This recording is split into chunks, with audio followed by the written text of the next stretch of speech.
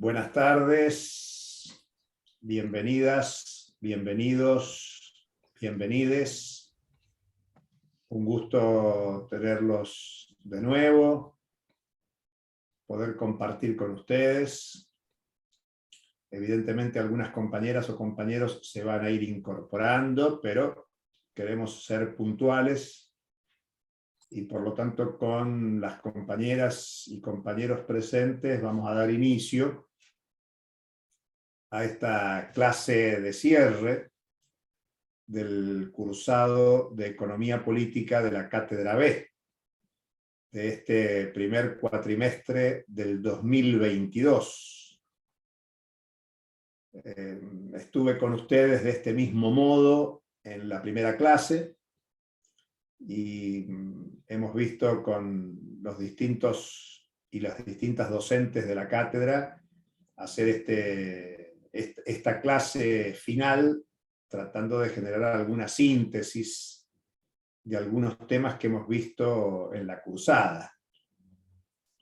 Yo les dije en la primera clase que de alguna manera, aunque el programa tenía 4 partes, una parte teórica, otra parte sistémica, explicando la terminología económica usual, una tercera parte del funcionamiento de la economía mundial y una cuarta argentina. Decíamos que de alguna manera el objetivo final, el propósito del curso de Economía Política era concentrarnos en Argentina. Digamos que veíamos lo teórico, la terminología, la economía mundial para terminar desembocando en la Argentina, que lo que queríamos era tratar de darles algunos elementos para que se pueda entender el funcionamiento de la economía, de las relaciones económicas en la Argentina, y que ustedes como futuros abogados, futuras abogadas, puedan relacionar los problemas de la economía contemporánea mirando desde la Argentina con relación al mundo, la Argentina con relación a los enfoques teóricos y los debates que genera el orden económico contemporáneo, sobre todo en tiempos de mucha complejidad. Estamos en el 2022 y bueno, todavía estamos en pandemia. Felizmente este cuatrimestre tuvimos clases presenciales, pero ustedes recuerdan que venimos de 2 años previos donde lo que hubo fue acompañamiento pedagógico. Pero aunque tuvimos clases presenciales, los problemas de la pandemia continúan, se mantienen. Y a eso este año se agregó un tema muy delicado que es la guerra en Europa, la invasión rusa sobre Ucrania, y aunque es una guerra territorializada en un país lejano, en Ucrania, los impactos económicos a nivel global y por supuesto en la Argentina son importantes. Bueno, estos temas que estoy diciendo, mientras se han ido incorporando compañeras y compañeros, los mencionamos en la primera clase y por eso los recupero en esta clase de cierre.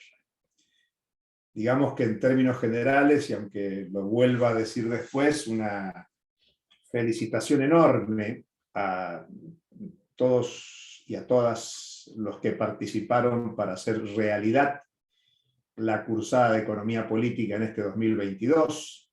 Es un esfuerzo interesante el que han llevado adelante. Buena parte de los que están acá, bueno, han calificado, han regularizado, están en condiciones de terminar adecuadamente el curso, eso es muy importante. Ha sido un desafío muy grande para el cuerpo docente.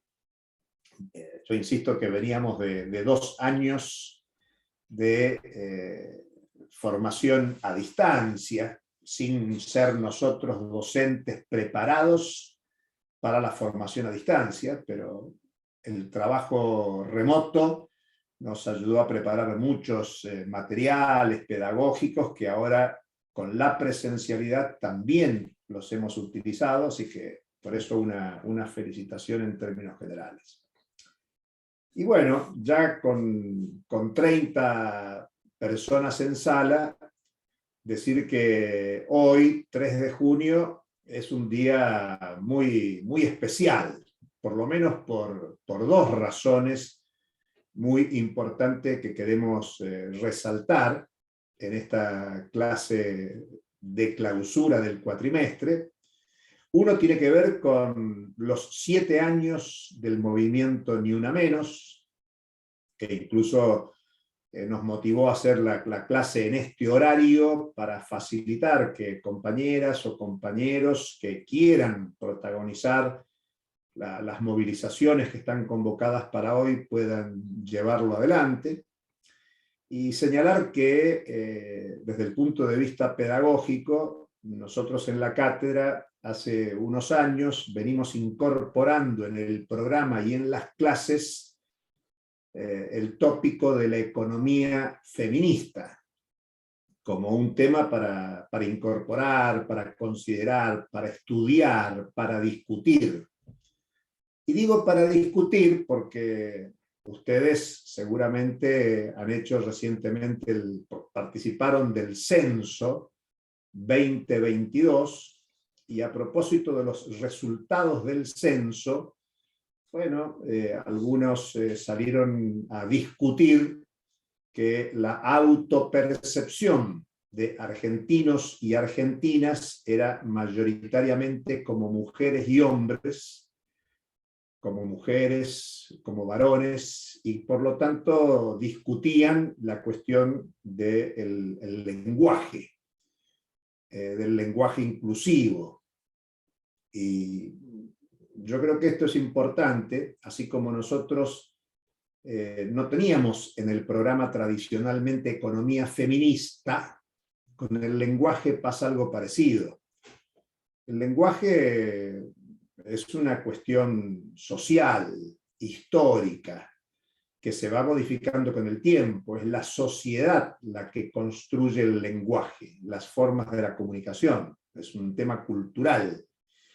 Y así como nosotros en los últimos años hemos incluido aspectos de la economía feminista, y lo destaco hoy por 3 de junio, creemos que es muy importante que se aborden en la economía política la lucha contra el patriarcalismo, que las reivindicaciones de género, de las diversidades sexuales, los aspectos del cuidado, se incorporen para que nosotros también pensemos críticamente la realidad. Es más, hubo una crítica feminista a el tipo de preguntas que se llevaron adelante en el censo, y hay una crítica feminista a cómo se mide la evolución de las cuentas nacionales en la economía argentina. Ustedes han cursado, sobre todo en la parte 2,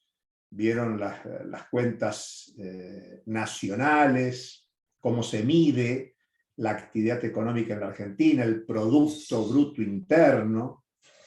Estoy dando nombres, categorías que ustedes han visto en la cursada, y hay mucha crítica feminista a cómo se contabilizan todos esos datos, lo que se cuenta y lo que no se cuenta, cómo no aparece la economía del cuidado en toda esta cuestión. Por eso yo quería rescatar hoy, 3 de junio del 2022, que además de manifestaciones, movilizaciones, encuentros y recuperación de la cuestión de género y diversidades, es importante para nosotros que esta temática ya esté en el programa de economía política, que haya estado en la cursada, que haya bibliografía, y que en la formación de futuros abogadas, abogados, se tenga en cuenta estos contenidos que constituyen parte de la novedad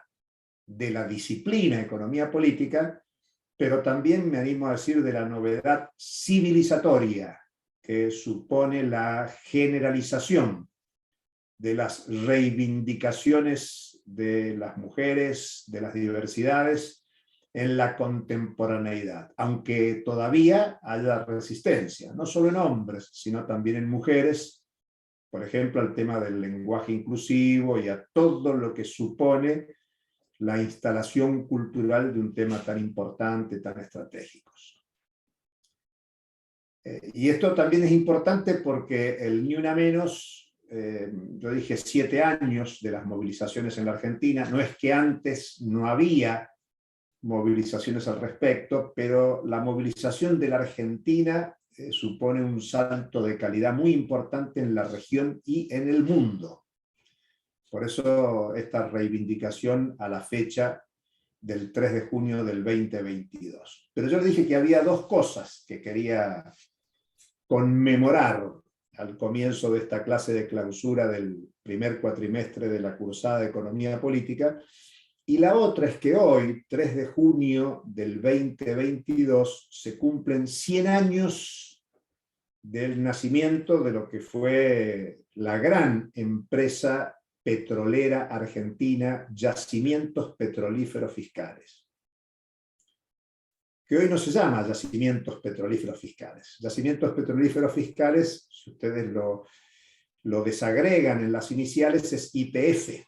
Bueno, YPF es la sigla histórica de aquella empresa fundada hace 100 años, pero que hoy lleva un nombre de fantasía, que se llama YPF, que ya no es una empresa pública, es una empresa privada de gestión pública, pero que motiva muchas discusiones. En estas horas, el tema del petróleo o de la energía es un tema sustancial.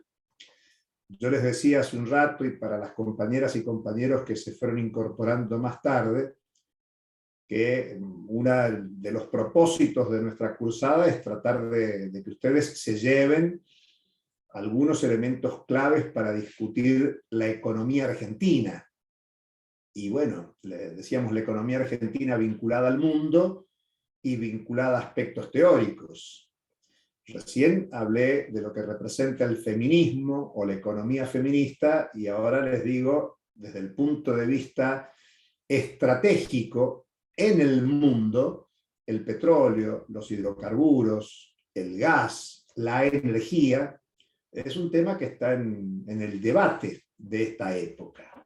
Por eso es importante recuperar 100 años de YPF y todas las discusiones que hay en estas horas en la Argentina y en el mundo sobre qué hacer con los hidrocarburos. Por ejemplo, entre otras cuestiones, se plantea discontinuarlos por el impacto que genera en el ambiente, en la crisis climática, en el deterioro de la naturaleza, la explotación de hidrocarburos, muy especialmente en la Argentina, los hidrocarburos no convencionales. Ustedes seguramente conocerán lo que es el yacimiento Vaca Muerta, en el sur patagónico, con epicentro en Neuquén, no solo en la provincia de Neuquén, que para la explotación de ese yacimiento hace falta una tecnología muy especial,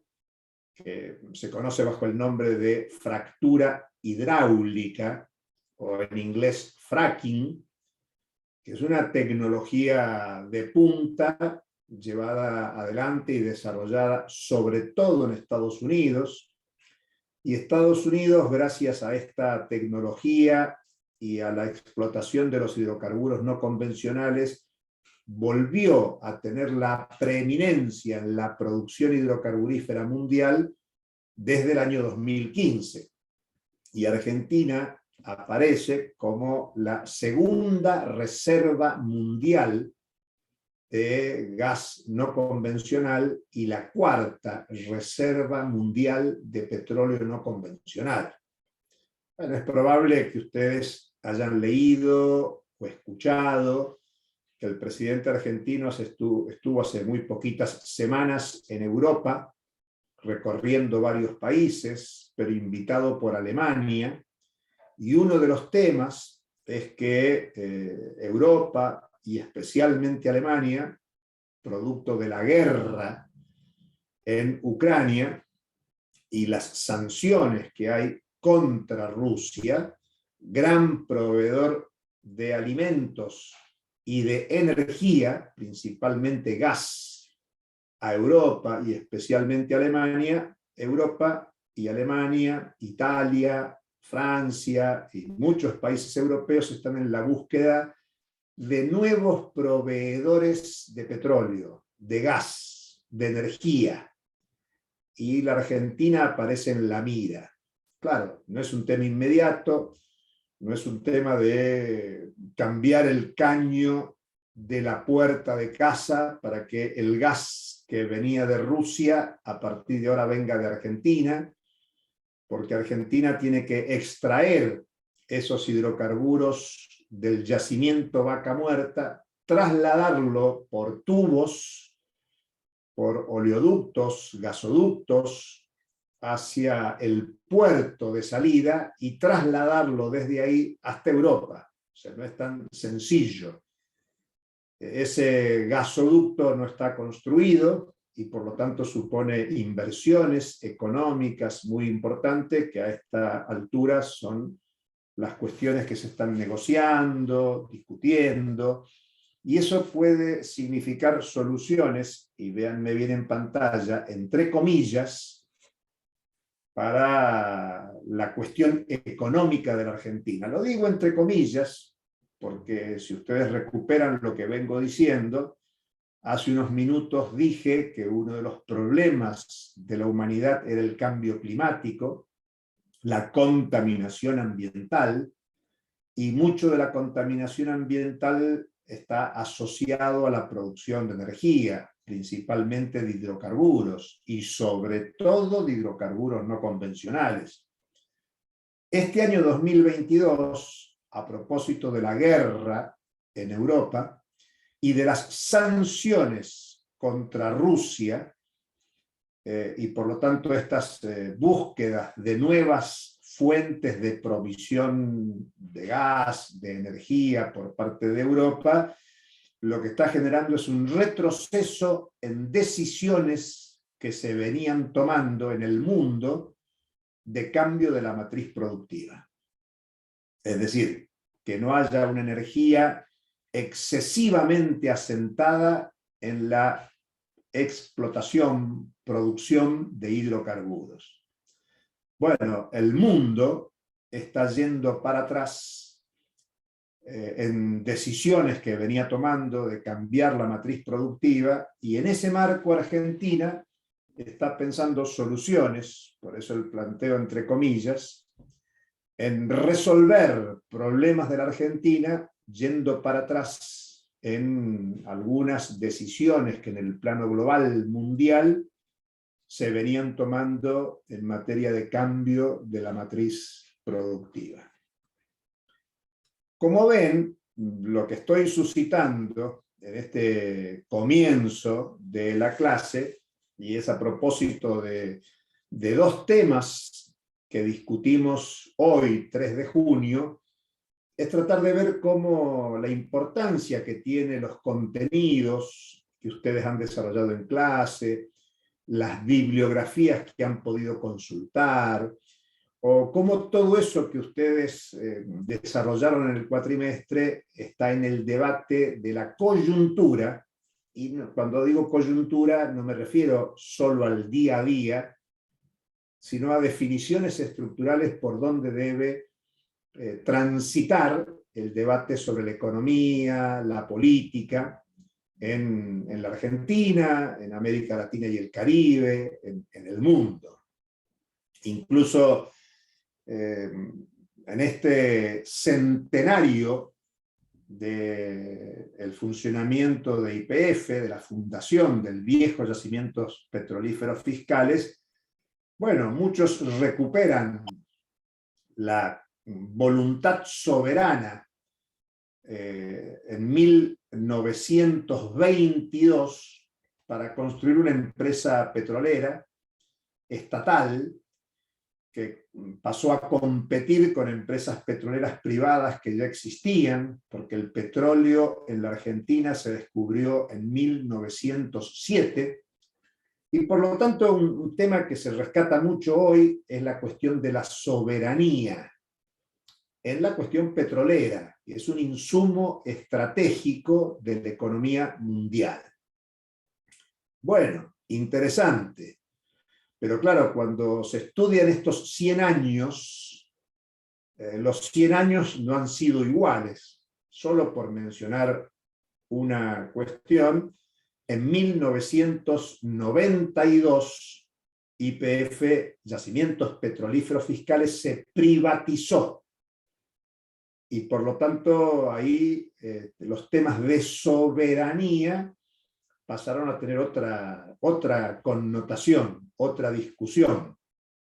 Y más recientemente, en 2012, se transitó el proceso de estatización parcial de YPF, por lo cual YPF hoy es una empresa privada de gestión estatal con participación de capital externo. Y eso motiva muchos debates teóricos, políticos, pero para cruzar el tema YPF con el feminismo, con los feminismos, si ustedes quieren, bueno, en esta recuperación de los 100 años de la fundación de YPF, se recupera que su fundador, al que es reivindicado por su aporte a los debates soberanos, el general Mosconi, bueno, se plantea que tenía una concepción patriarcalista como la concepción lógica de su época, y por ejemplo en toda la tradición de organización de YPF había una orientación a reproducir una lógica laboral en los hijos varones de los trabajadores petroleros de YPF. Y al mismo tiempo una concepción nacionalista. YPF en origen, en Comodoro Rivadavia, estaba poblada mayoritariamente por trabajadores inmigrantes. Y hubo una orientación a modificar la presencia de trabajadores de otros países por trabajadores de origen argentino, lo que motivó incluso migraciones internas para que haya trabajadores internos. Y una crítica sindical muy fuerte porque en el origen esos trabajadores extranjeros venían con una tradición de organización político-sindical de sus países de origen, principalmente de Europa, y los fundadores de la YPF originaria fueron muy duros en contra de la tradición sindical y de organización de los trabajadores. O sea, algo que hemos visto en el cuatrimestre, que es la relación capital-trabajo, también se expresó de una manera crítica o proempresarial en los orígenes de yacimientos petrolíferos fiscales. Lo que quiero señalar es que estas dos fechas que conmemoramos hoy 3 de junio, ni una menos, por un lado, y el centenario de YPF, son temas que hay que verlos históricamente, con las contradicciones que suponen ambos temas en el presente y en la tradición histórica. Porque convengamos que lucha de las mujeres y las diversidades por la igualdad de género y la defensa de los trabajos de cuidado viene de lejos, pero que adquiere una relevancia muy importante en el último tiempo. Y la cuestión petrolera es un tema histórico relevante desde que apareció el petróleo como insumo estratégico del desarrollo industrial, y estamos hablando prácticamente de 1850. Y tiene que ver con el comienzo del auge y despegue de la economía estadounidense, que pasó a disputar el lugar de hegemonía del orden capitalista mundial, y como recién les dije, en el 2015, a partir de la explotación de hidrocarburos no convencionales, recuperó el primer lugar en la producción mundial de petróleo. Bueno, estas dos cuestiones yo quería comentarlas en el comienzo de esta clase de clausura del cuatrimestre, para volcarnos a otros temas que tienen que ver con la actualidad y que ustedes han visto, trabajado durante el cuatrimestre. Cuando uno piensa en cuáles son los principales problemas de la economía argentina en estas horas, en estos días, en el tiempo que ustedes cursaron la materia, e incluso va a tener presencia mucho más allá de este año, hay básicamente dos temas donde yo me quiero concentrar para que ustedes los piensen, se los lleven para la reflexión, más allá de cómo terminen este cuatrimestre, con esa aspiración de todo estudiante que es aprobar la materia y que nosotros queremos que aprueben, que superen la prueba del cuatrimestre, es el convencimiento de todos los profesores, profesoras de la cátedra. Esos dos grandes temas son, por un lado, la inflación y por otro lado, el endeudamiento. Dos temas de tremenda actualidad. Y vamos a decirlo de nuevo, ya no solo coyuntural, sino estructural. Estructural porque la inflación viene de hace rato, hace años que la Argentina tiene una inflación de 2 dígitos. Cuando uno dice de 2 dígitos es del 10% hasta el 99%. Es una incógnita cuánto va a ser la inflación de este año 2022, pero la proyección de la inflación conocida hasta abril, la que estamos suponiendo para mayo, y cómo evolucionará la economía, habla de una inflación en la Argentina entre el 70 y el 80%.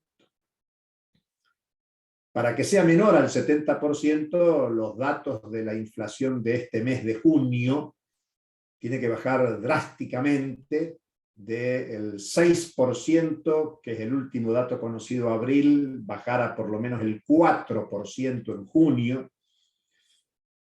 Si bien hoy es 3 de junio, es muy prematuro para decir lo que va a pasar en el mes, todo indica que la inflación argentina es un tema serio y, como ustedes saben, la inflación es un problema para la mayoría de la población de bajos ingresos. Cada uno de ustedes pondere que son bajos ingresos.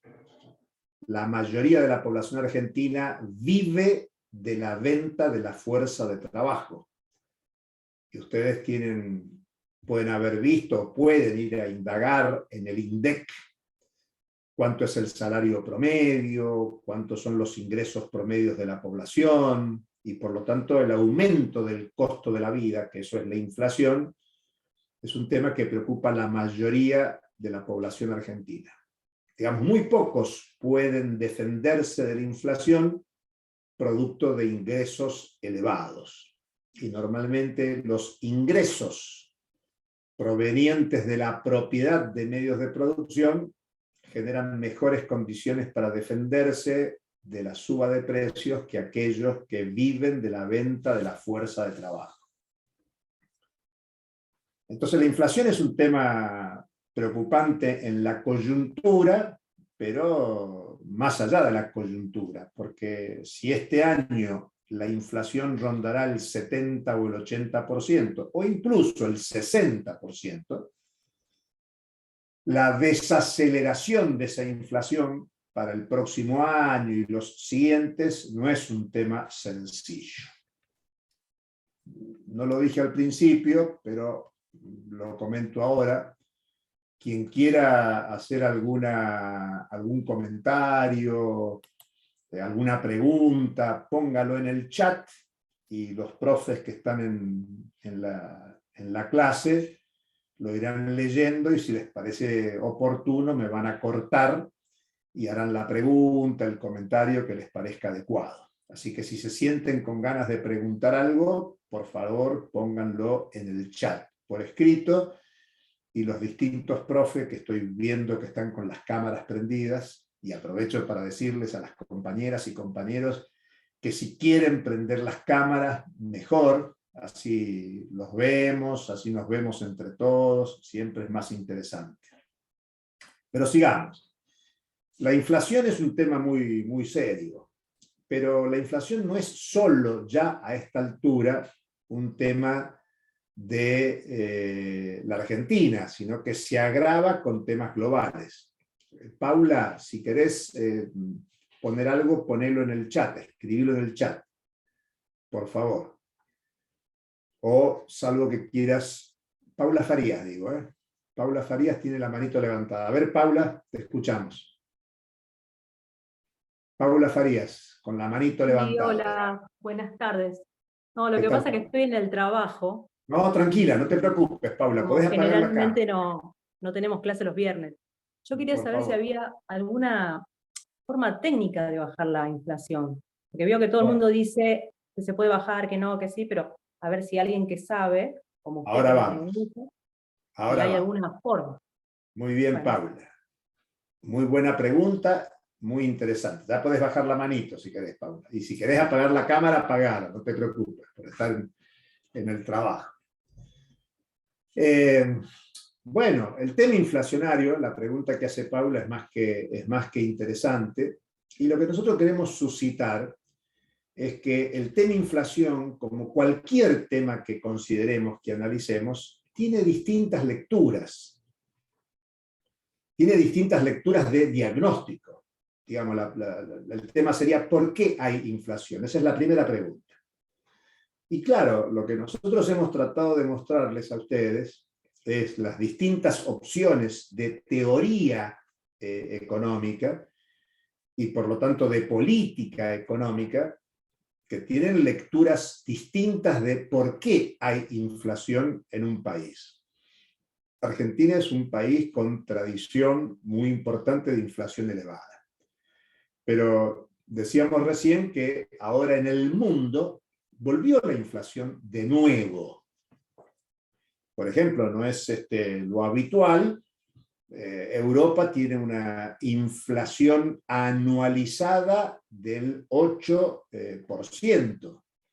Y uno dice, bueno, ojalá la Argentina tuviera 8% de inflación anual.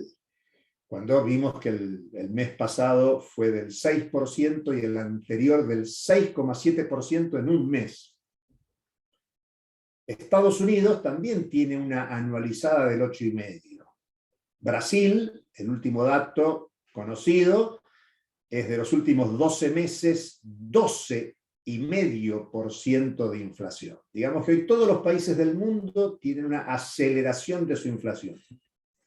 No solo por la guerra, que se explica, ahora se dice, bueno, como hay guerra, hay sanciones, hay restricciones a las exportaciones de alimentos y de energía por parte de Ucrania, de Rusia, entonces eso motiva un alza de los precios y la Organización de Países Exportadores de Petróleo, por ejemplo, está aumentando la producción de petróleo para intentar reducir el precio del petróleo, pero el petróleo saltó de menos de $100 el barril a prácticamente $125 el barril este año.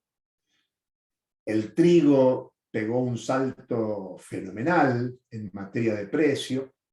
Entonces muchos dicen rápidamente la guerra genera inflación. La guerra acompañada de sanciones, de réplicas, digamos, la política asociada a la guerra genera problemas en la producción y circulación de trigo o de petróleo y por lo tanto sube los precios. Pero el tema es que la suba de precios venía de antes, entonces se dice, claro, la pandemia, porque acuérdense que en el 2020 todos los países en mayor magnitud, en menor magnitud, cerraron la economía. ¿Se acuerdan que hubo confinamiento? Bueno, nosotros estuvimos 2020 y 2021 sin vernos la cara en la facultad, porque no se podía ir a encuentros presenciales. De ese modo también hubo mucha actividad económica que se cerró. Eso habilitó otras formas de trabajo económico, con el trabajo remoto, trabajo a distancia, pero se produjo una gran recesión económica mundial, una caída de la producción, una caída de la circulación. Se generaron otras formas de circulación, como es el caso del comercio electrónico, por ejemplo, pero hubo muchas dificultades para la producción y el abastecimiento de esa producción. Eso también generó aumento de precios. Pero también había, antes de la pandemia, algunas señales de que había un aceleramiento de los precios internacionales. Lo que estoy contando es el fenómeno de la inflación. Y entonces viene la pregunta de Paula, que antes de la respuesta de qué soluciones, primero viene el diagnóstico. Nosotros, si ustedes recuperan lo estudiado en el cuatrimestre, en el curso, y en las clases que especialmente dimos, pedagógicamente nosotros señalamos tres grandes corrientes del pensamiento económico, tres grandes corrientes que cada una de ellas tiene diversidad de tribus, de familias teóricas, de familias políticas, pero para simplificar, decimos tres grandes corrientes de pensamiento económico, cada una de las cuales tiene un diagnóstico sobre por qué hay inflación. A cada uno de esos diagnósticos le corresponde, por lo tanto, un paquete de soluciones o de medidas. Es como cuando vamos al médico por una consulta, y lo que hace el médico nos ausculta primero, nos da una serie de análisis para definir el diagnóstico, y según cuál es el diagnóstico, bueno, ofrece un camino de solución de los males que nos aquejan. Bueno, podemos decir que en términos de economía política pasa lo mismo. Esas tres grandes corrientes, si ustedes se acuerdan, si estuviéramos en una clase presencial seguramente lo haríamos más participativo, o si esto fuera un examen también les preguntaríamos que los dijeran, pero para simplificar diríamos es la corriente liberal, la corriente, si ustedes quieren, de origen de la sistematización de los estudios en economía política, que hoy se conoce como neoliberal. Vuelvo a decir, dentro del liberalismo o de los neoliberales conviven distintas tradiciones, corrientes, escuelas. Por eso incluso en el debate contemporáneo y en la Argentina especialmente, hay hasta debate entre los propios neoliberales. Prendan la televisión y se van a dar cuenta de cómo esa corriente liberal, que responde a la escuela austríaca, por ejemplo, tienen un gran peso específico en describir el diagnóstico. Y el diagnóstico es un diagnóstico en general monetario. Y se plantea, la inflación tiene que ver con la emisión monetaria. Y por lo tanto la solución es resolver ahí esa cuestión y cortar de base la emisión monetaria. Piensen que, yo les dije que además de la inflación estaba el tema endeudamiento, y también uno de los puntos centrales del acuerdo Argentina-Fondo Monetario Internacional por el tema de la deuda es la restricción a la emisión monetaria. O sea que también en el Fondo Monetario y en acuerdo con el gobierno argentino se ha suscrito un mecanismo de solución, vuelvo a las comillas, a partir de ese diagnóstico monetario de la inflación. La teoría liberal, neoliberal, sostienen que la inflación en todo momento y tiempo es una cuestión monetaria. Una segunda corriente que tiene muchos cultores en la Argentina, en América Latina y en el mundo, tiene que ver con las derivas keynesianas. Ustedes estudiaron a Keynes, ¿se acuerdan? Keynes tiene que ver sus desarrollos teóricos y de política económica luego de la crisis del 30, especialmente después de la Segunda Guerra Mundial. Está asociada a las concepciones desarrollistas, industrialistas en América Latina, en los años 60, 70 del siglo pasado, que también tiene muchas familias de pensadores en su interior, y quizás hoy la más contemporánea sea la llamada teoría monetaria moderna, donde tiene una concepción, podríamos decir, las antípodas de la concepción liberal, neoliberal, incluso plantean que no hay restricción a la cuestión de la emisión monetaria, y en general se explica que la inflación responde a múltiples causas. Uno de los argumentos más importantes es que la inflación es multicausal. Yo recién sostuve que el Fondo Monetario, entre las soluciones por el tema deuda, plantea una restricción monetaria, pero al mismo tiempo el Fondo Monetario Internacional sostiene en sus discursos públicos que la inflación es también multicausal. O sea, como ven, puede haber contacto con ambas corrientes. Y una tercera escuela de pensamiento que hemos visto en el curso es la marxista, que también tiene múltiples familias a su interior. Simplemente para que lo puedan entender, más que pensando en corrientes económicas, en términos políticos, la tradición marxista involucra desde los que fueron seguidores de Stalin, de Lenin, de Trotsky, de Mao Zedong.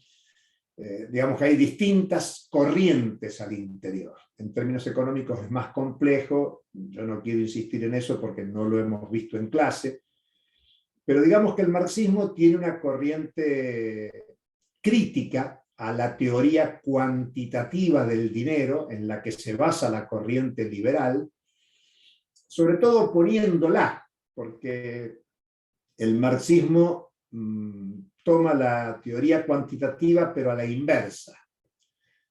Los liberales sostienen que la emisión de dinero es el problema, y por lo tanto el dinero y los cambios en el dinero en la emisión monetaria son las que generan aumento de los precios.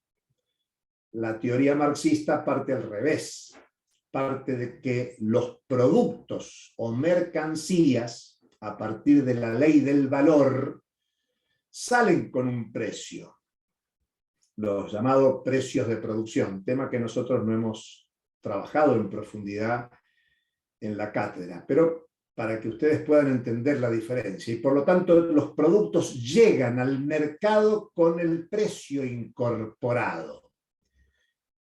Claro, todo esto en el marco de las relaciones de dependencia a escala mundial, porque la Argentina, como país dependiente, o muchos otros del sur del mundo, tienen un precio especial, que es el tipo de cambio, el dólar, y todos los movimientos que hay en torno de la moneda extranjera debilita estas situaciones. Lo que quiero señalar es que tanto las escuelas liberales, neoliberales, monetaristas, con todos los matices que tengan, tienen una lectura de la inflación y por lo tanto una respuesta a cómo resolver el tema de la inflación. Y por lo tanto plantean que el mercado tiene que resolver, dicho mal y pronto, que la propia libertad de mercado resuelva los problemas de la inflación. Por parte de la corriente keynesiana y sus derivas, neokeynesianas, postkeynesianas, con múltiples escuelas, plantean por lo contrario que el Estado tiene que intervenir para corregir en esta concepción de multicausalidad el problema de la inflación. Y desde el marxismo, la concepción es que las relaciones monetarias mercantiles en el capitalismo suponen una lógica de precio que tiene como trasfondo la disputa por la apropiación del excedente económico entre la plusvalía que se apropian los propietarios de medios de producción y la remuneración al salario de la fuerza de trabajo involucrada. Entonces, Paula, yo te diría, nosotros siempre decimos en clase que nosotros pretendemos dar todos los elementos teóricos y políticos y que cada quien saque sus propias conclusiones. Nosotros, los profesores de la cátedra, tenemos nuestra simpatía, nuestra formación, nuestra orientación, pero puede haber entre los participantes compañeras o compañeros que adhieran a una u a otra de las concepciones que estoy mostrando. Por lo tanto, lo que señalamos es que cómo se resuelve la inflación en la Argentina y en el mundo está fuertemente asociado a esa concepción teórica, política, que se tenga. Y volvemos casi al comienzo de nuestro curso, donde nosotros explicamos por qué hemos defendido que este es un curso de economía política. Y cuando hubo intención en la facultad de cambiarle el nombre a la disciplina, esta cátedra dio un debate intelectual, político en la facultad, para dar la batalla porque esta materia siga llamándose economía política y no economía, como era el proyecto de cambio de programa hace muy pocos años atrás. Y como ustedes vieron por la participación este año, sigue siendo esto economía política. Por lo tanto, ante el problema de la inflación, hay distintos diagnósticos y distintas propuestas. Nosotros hemos tratado y estamos tratando de que ustedes vean que esto es así y que por lo tanto la solución tiene que ver con la orientación de los que deciden. Y la pregunta para abogadas, abogados, ciudadanos es ¿quién tiene que decidir? Bueno, alguien puede decir decide el gobierno y otros pueden decir decide el pueblo. Y el pueblo puede decidir a través de procesos electorales, con una democracia representativa, republicana, federal, como es el régimen constitucional argentino, pero también el pueblo puede decidir a través del protagonismo. Y esto está muy asociado al otro gran tema que queríamos suscitar, que es el tema del endeudamiento. Y el tema del endeudamiento es un tema muy importante porque uno piensa en el endeudamiento en la coyuntura y piensa en el acuerdo con el Fondo Monetario Internacional que se suscribió hace muy poquito tiempo, en marzo.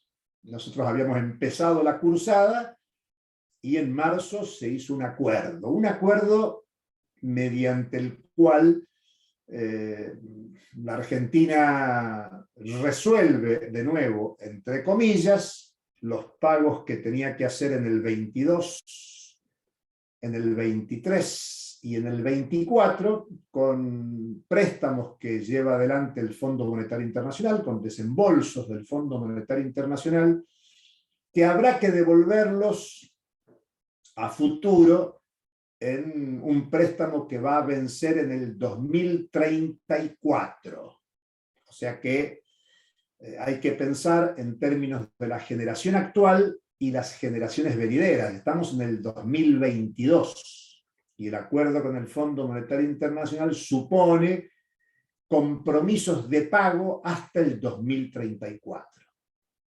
Bueno, acá también hay soluciones, entre comillas, que tienen que ver con planteos teóricos, con condicionantes de líneas de pensamiento económico y propuestas.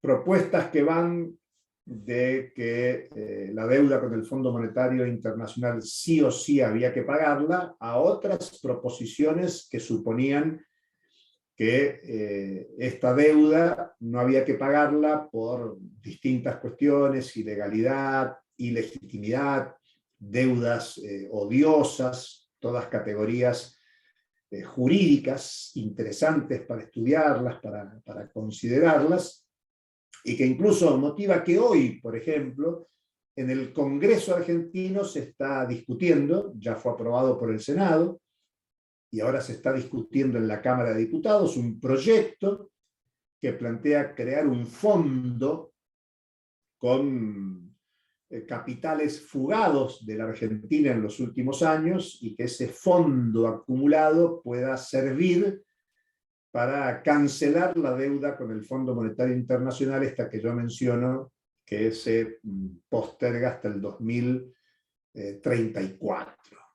Obviamente ese debate en la Cámara de Diputados es un debate político, que tendrá que ver con correlaciones de fuerzas de los distintos bloques. Y ustedes saben que el Congreso es un hacedor de leyes, y por lo tanto, cuando decimos el campo de lo jurídico, termina opinando, resolviendo, definiendo cuestiones de la política económica, uno de los temas centrales que nosotros estamos discutiendo en nuestro curso. Por eso es importante el marco teórico, el marco político. Esto no es una cuestión técnica, sino que supone un pensamiento teórico y político que hay detrás de cada senador, senadora, de cada diputado, diputada, o del Poder Ejecutivo, en tanto y en cuanto orienta las soluciones en un sentido u en otro sentido. El tema es que estos dos grandes temas que suscito, el tema de la inflación y el tema del endeudamiento y las políticas para intentar bajar la inflación o de incrementarla. Algunos dicen, por ejemplo, que este acuerdo con el Fondo Monetario es inflacionario. Entre otras cuestiones, se explica que las medidas que se acordaron con el Fondo Monetario es reducir el déficit fiscal. Uno de los mecanismos para reducir el déficit fiscal es bajar los subsidios a las empresas y, por lo tanto, trasladar el costo de la energía, por ejemplo, a los usuarios. Y ustedes habrán visto que hubo audiencias públicas en los últimos días y hay anuncios de aumentos de tarifas de electricidad y de gas. Se está anunciando el aumento del precio del colectivo, del bus, sobre todo en la zona metropolitana. Hay muchas quejas, pero el aumento de la zona metropolitana es todavía menor que lo que se paga de transporte de colectivos, por ejemplo, en la provincia de Santa Fe, en la provincia de Córdoba. Y obviamente desde muchas gobernaciones se plantea que hay un privilegio hacia la población del área metropolitana. Área metropolitana es Ciudad de Buenos Aires y conurbano bonaerense. Estamos hablando de un territorio donde viven unos 12 millones de personas, un dato que habrá que corroborar más adecuadamente cuando estén los datos finos del último censo, pero lo estoy comentando para que ustedes vean cómo ¿Cuánto sale colectivo, Julio, allá en Buenos Aires? Ahora se estaría por ir a 45 pesos y está en 25, y en 19, entre 19 y 25 pesos. Y en Santa Fe, si yo no me equivoco, hasta cerca de los 70. ¿Verdad? Sí, 69 con algo. Sí, dije 70 para hacerlo sencillo. Pero bueno, pero también muchos explican que en la zona metropolitana para llegar a un trabajo hacen falta 2 medios de transporte, no necesariamente uno.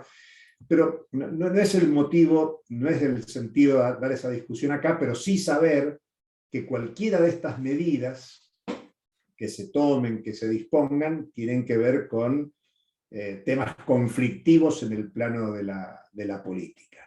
Y por eso se dice que el acuerdo con el fondo es inflacionario, porque en tanto y en cuanto se traslada a la población el pago de la tarifa, estemos conformes o no conformes, la tarifa de gas, la tarifa de electricidad, la tarifa de transporte, eso tiene un impacto en los bolsillos de la población. Pero más allá de eso, digamos que la Argentina, inflación y endeudamiento mediante, más otro conjunto de problemas, genera un cuadro de situación económico-social donde un tema muy serio es el carácter estructural de la pobreza elevada en la Argentina, 37% el dato del INDEC, pero bueno, eso se puede corregir con muchas estimaciones más allá del dato oficial, y los problemas que genera la elevada concentración de la riqueza y la desigualdad. Solo un dato: en el año 2021, que hubo un crecimiento de la economía del 10,3% contra una caída del 2020 del 9,9%. Alguien puede decir, bueno, es recuperación y un poquito más, bien, pero los propios datos oficiales muestran en lo que llamamos la distribución funcional del ingreso, entre lo que va para los propietarios de medios de producción y para los que perciben por la venta de la fuerza de trabajo, que se discriminó a favor de la ganancia. No es distinto a lo que pasa en el resto del mundo. Por eso en el resto del mundo, y no es un tema de estos años, de pandemia, de guerra, sino que viene desde prácticamente todo esto del siglo XXI, ya estamos en la tercera década, hay un proceso de distribución desigual de la riqueza. No quiero hacerla muy larga, ya estamos prácticamente en una hora, no quiero estirarlo mucho más, solamente un par de reflexiones finales de que estos temas que nos hemos concentrado en los principales temas de la economía argentina hoy, cuando digo principales son los más vistosos, los más visibles: inflación, endeudamiento. No son los únicos, porque podríamos pensar en términos de perfil productivo de la Argentina. Por primera vez en mucho tiempo, desde el gobierno se ha presentado un proyecto productivo para la Argentina 2030. Bueno, es raro pensar en la Argentina en una perspectiva productiva de mediano plazo. Ustedes saben, países como China tiene planificación de desarrollo económico hacia el 2050, por ejemplo, con periodos más cortos e incluso planificaciones operativas de carácter anual, pero que la Argentina esté pensando en discutir problemas estructurales de mediano o largo plazo son temas más que interesantes, que deberían ser regulares, recurrentes, permanentes. Pero bueno, también se puede pensar que la Argentina es un país relativamente joven y que es parte de ese gran problema mundial de la dependencia, el subdesarrollo, el atraso, más allá de algunos desarrollos relativos que la Argentina tiene en muchos planos. Pero en el plano global y que impactan en la Argentina, la inflación y el endeudamiento son dos problemas que hoy tiene el mundo en su conjunto.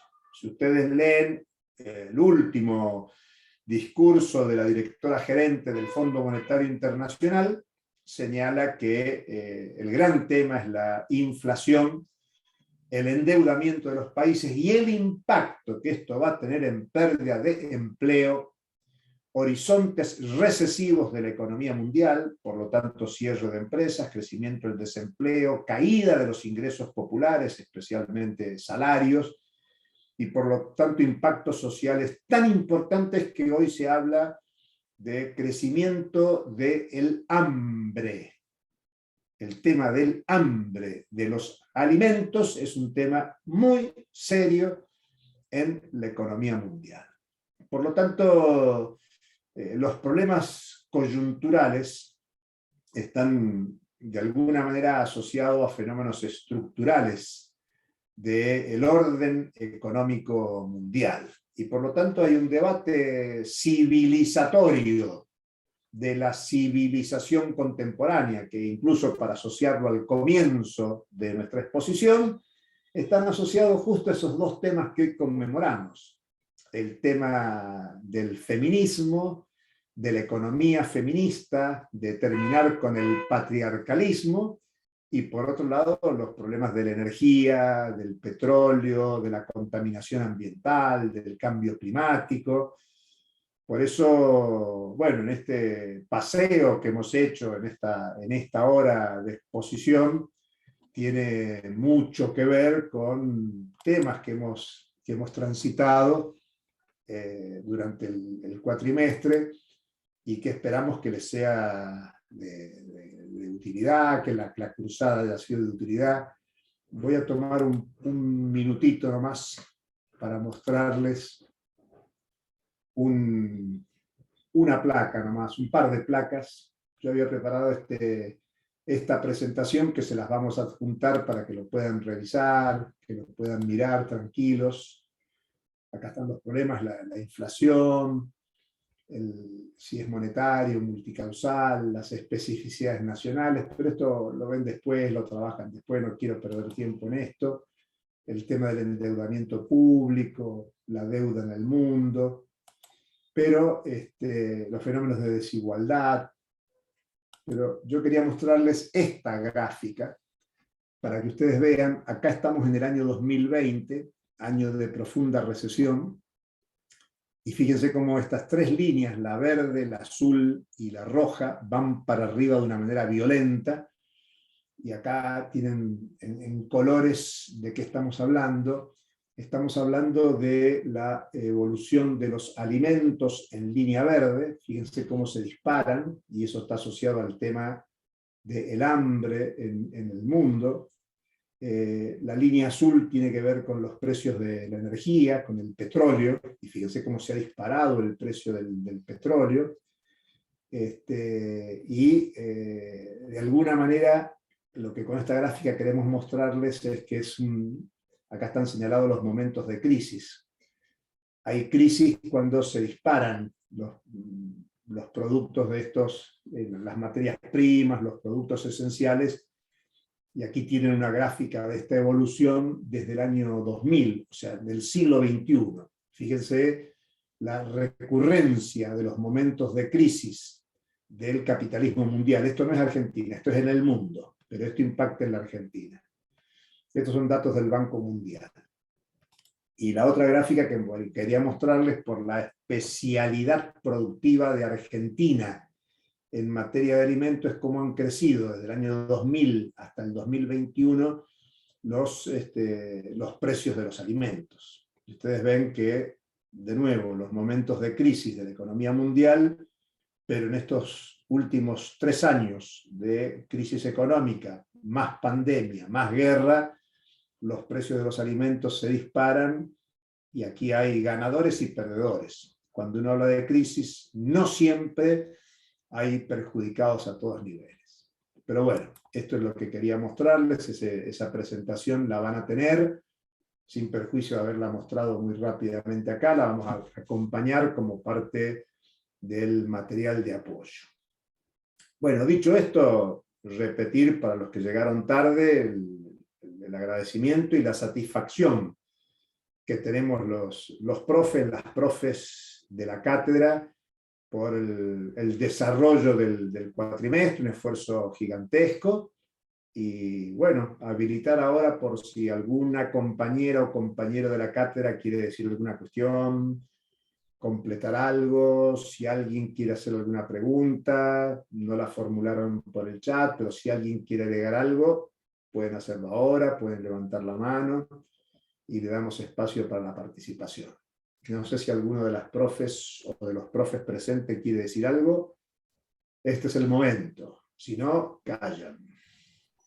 Sobre las clases de consulta y los exámenes, más parroquial, digamos, no sobre la clase en sí, cuando pueda, unos breves comentarios, nomás. Dale. No, bueno, eso. Recuerden que tenemos exámenes 16 de junio y 26 de julio, que es el mismo turno, y como desde la cátedra vamos a estar dando 2 clases de consulta antes de este turno del 16 de junio, uno es este miércoles 8, el otro es el miércoles 15, es decir, el día anterior al examen, que es el 16, y después el 25 de julio, es decir, el día también anterior al examen del 26 de julio, que es el primer día después de las vacaciones de invierno, también vamos a dar consulta. Nada más que el problema es que justamente los horarios que damos consulta, y que por ahí son los horarios más cómodos, la facultad está llena porque son las semanas de exámenes, así que vamos a estar dando consulta virtual el 25 de julio y vamos a estar dando consulta virtual este miércoles 8 de junio. En principio, bueno, por ahora en principio el 8 de junio virtual, el 15 presencial, es decir, el día anterior al examen, y de vuelta virtual el 25 de julio después de las vacaciones. Eso desde nada más. Recuerden, quienes están regulares van a rendir las unidades 3 y 4, por supuesto, y quienes están libres tienen toda la materia, las 4 unidades de la materia para ser evaluadas. No mucho más, me parece, por ahora, y bueno, de mi parte, por supuesto, gracias. Ariel, quería comentar o agregar algo que me estoy olvidando seguramente. Sí, sin ánimo de desautorizar a nadie, pero está circulando el rumor de que el miércoles 8 va a haber paro. Entonces, si eso es así, obviamente la clase de consulta se va a poner otro día. Pero en principio, la clase de consulta, como bien dijo el profesor, es el miércoles 8. Sí, Igualmente se dije, por eso difundirá. dije por ahora, porque sabía. Se difundirá igual por la plataforma, así que todos estarán enterados, debidamente informados. Bueno, muy bien. ¿Alguna más? ¿Alguien que quiera decir algo? Si no, compañeras, compañeros, bueno, muchísimas gracias. Saludar a todo el equipo docente, a todos los participantes y desearles éxitos en lo que falta para poder cerrar adecuadamente este curso de Economía Política. Ha sido un placer enorme compartir con ustedes y nos seguimos viendo. Hasta la próxima. Muchas Luego. Gracias, profe. Hasta la próxima. Gracias, profe, Nos por la vemos. clase. Chau, chau. Chao.